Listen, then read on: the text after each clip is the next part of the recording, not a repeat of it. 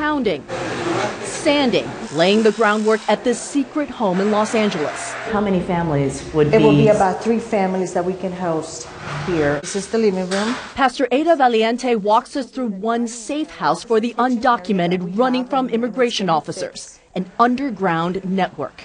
Essentially what you're doing is you're trying to hide people. Is that right?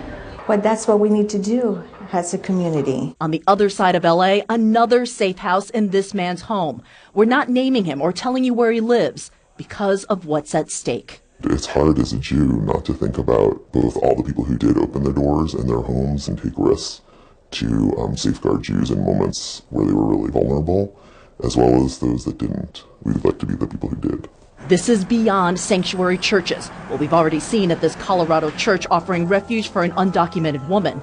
Federal agents don't enter religious houses without approval under a policy put in place during Obama's presidency. I, Donald John Trump, do solemnly swear. But faith leaders believe that will change under President Trump.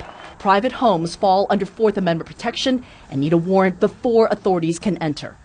Something sort of like this. Reverend Zach Hoover says faith groups across Los Angeles County could hide 100 undocumented immigrants today, and that number could soon be in the thousands. People will be moving into a place so that ICE can't find them, so that they can stay with their family, so that they can, be with their husband, so they can avoid being detained and deported.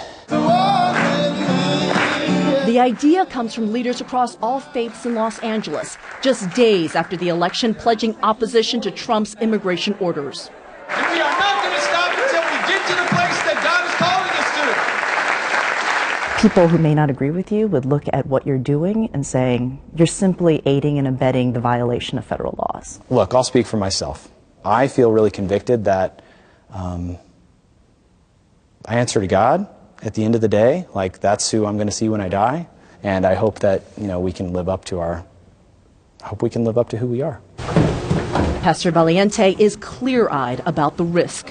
We're trusting in God that He would kind of help us, guide us to make the right decision. It doesn't mean it's an easy choice.